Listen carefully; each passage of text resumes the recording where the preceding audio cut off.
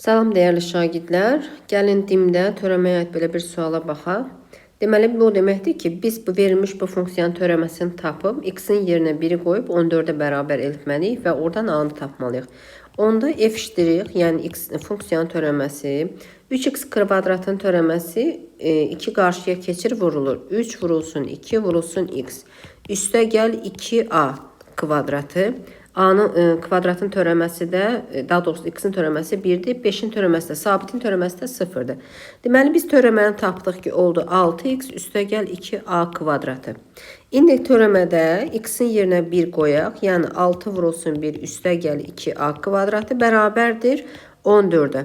Buradan 2a kvadratı bərabərdir, 14-dən 6 çıxsaq 8, a kvadratı bərabərdir 4, a da bərabərdir 1 kökü müsbət 2, a bərabərdir 1 kökü mənfi 2. Bizdə də a-nın müsbət qiymətində deyir. Ona görə müsbət 2-ni götürməliyik. Deməli, a bərabərdir müsbət 2 olacaq. Cavab müsbət 2.